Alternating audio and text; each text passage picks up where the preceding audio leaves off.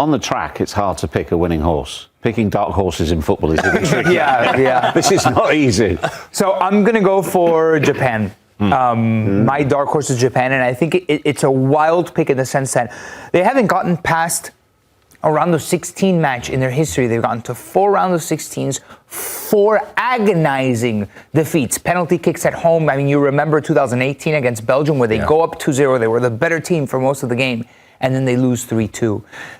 That's a massive hurdle that they must get over. That's like the benchmark for this Japanese team that's on a roll. Like, talk about form going into a World Cup. I feel like there's no other team in the world that's more informed than Japan. They beat Brazil, they beat England in a run that has seen them go undefeated for double-digit games now. They have an identity. They have guys like Kaoru Mitoma, Yunya Ito, Ayase Ueda, who scores goals for fun at Feyenoord, Daichi Kamada, who's kind of running the show at Crystal Palace in the midfield. I wonder who he's going to be paired with. But I feel like everything is kind of coming together at the right time for this Japanese team to make a run. Like, is Japan in the quarterfinals a dark horse run, or you need them to go even further? Oof, that's a good question. Do you dark horse, to be a dark horse, would you have to say how far have they got in the tournament previously? I agree with and maybe even in their history, right? Yeah, like Costa Rica getting to a quarterfinal, we mentioned them. That was massive, yeah. They were penalty kicks away from playing Argentina in the semifinals of the World Cup. I agree with everything you say.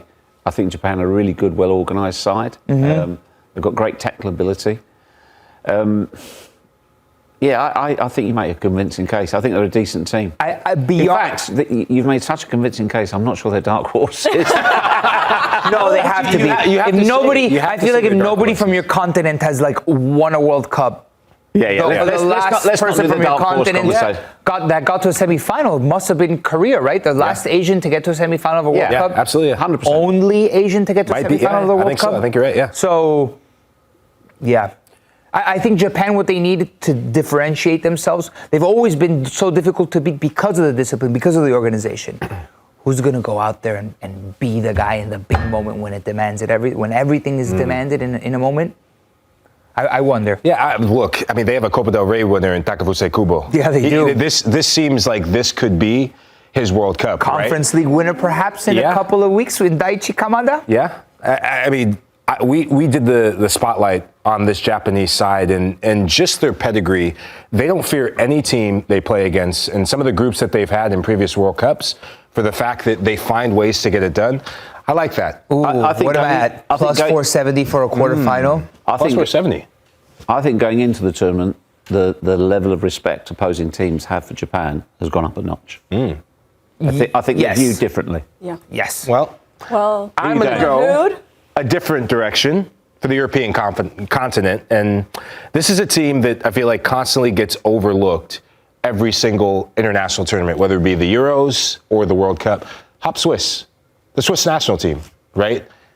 I love this Swiss side, and I've loved them ever since. The first time I ever came across Switzerland was actually the '94 World Cup. And someone you know very well, Roy Hodgson, part of that side, part of that mantle. And Switzerland, the furthest they've ever been is the quarterfinals, right? But in 1994, seeing them play with all the things you described about Japan, seeing them play well-organized, well-drilled, that seems to be part of their DNA. And one of the players that I had the pleasure of playing with in the Swiss national team was Tranquillo Barnetta, who, he played for Schalke, played for Leverkusen, and he just described that Switzerland as a footballing nation, they just want to be recognized and be in the same conversation with your Germanys, with the likes of your Frances, right? And they think that they want to go and prove all those countries wrong. So they love to go and spoil the parties for all those neighboring countries. And so I think Switzerland, given the group that they have, I think it's Group B, and a group that they should finish top. And I think the money line says plus 100 for them to finish top. Qatar, Bosnia, Canada. Yeah, they should handle that group. Yeah, they should. For me, with Switzerland, is can you find that cutting edge in the final third? Shaqiri's been the main man. You could say what you want about how he looks. You could say what you want about his career path. He's had a really good career, mind you. No, he's the only player to score. I know. No, I was about to put that in the trivia. That's Bril Mbolo. Is the only player to score against the nation of his birth. Really? in a World Cup. Yeah. No way. Yeah, he scored against Cameroon, was yeah, it? 2020. He scored against Cameroon in the last World Cup. He's the man. only I player didn't in know the he was born. history of the World Cups to score against the nation of his birth. Antoine Semenyo could be the second, by the way, That would be something. scoring against England for Ghana. But I think Switzerland, the heart and soul of what they do very well, I mean, they will have one of the best midfielders in this entire World Cup in Granit Xhaka. Granit Xhaka showing that where he goes, success goes, whether it be Bayer Leverkusen, whether it be with Sunderland, and what he's done. And if Switzerland can get the Brillon Bolo that scored against Cameroon, the Brillon Bolo that can get you goals in Ligue 1 for Rennes, then they can take it one step further than the quarterfinal. Goal scoring will be the one thing that could trip them up, but I like this Swiss side, and shout out to friend of the show, Gregor Kobel, as well. Think he could be starting in his first World Cup for Switzerland. All right. Argument. Do you think it was as strong as the one Nico provided for Japan? What are you thinking, Jeff? I've got a little bit more faith in Japan than Switzerland. I think they're at a more consistent level at the moment than Switzerland. But again, I wouldn't rule them out. I wonder what the pressure is in Switzerland, because the pressure in Japan is massive, right? How does this Japanese team deal with the weight of expectations? Is it high in Japan though? I mean, I think there's a desperation to get past that round of 16. And the crazy part about this World Cup is the thing is they've never won a knockout stage game. No. Japan, right?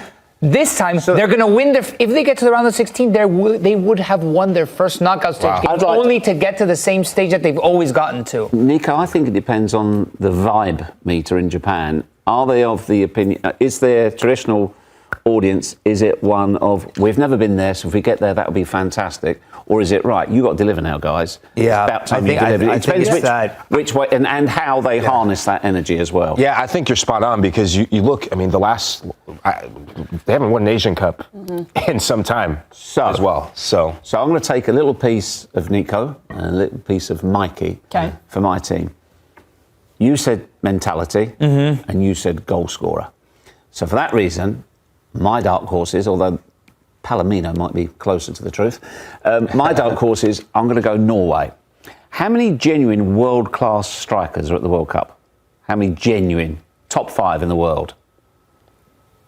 I can think of two automatically. Harry Kane. Haaland. Harry Kane. Right.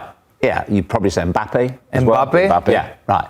But Haaland is in that conversation, yes? Yes, of course. Right. Maybe the best. So if you have Haaland in your team... Can you be a dark horse?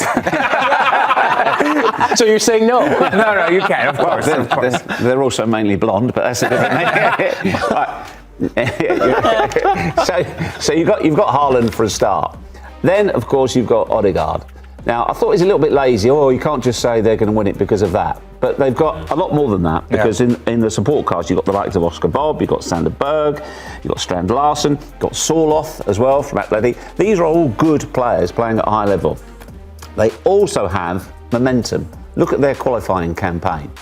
I'm glad Marco's not here. Yes, they battered Italy home and away. Yeah. I'm not sure what that means these days, but... And they also have, now, I think actually there's not that many, Nico, it's your team, your second home, they don't have that many Bodo Glimt players actually in the squad. They have Patrick Berg. Yeah. That's how they say it over there. Patrick Berg. Patrick Berg. Jens Petter Haug. And Jens Petter Haug and Bjortoft, the fullback. Yeah. So it's not flooded with them, is it? Not by any stretch of the imagination.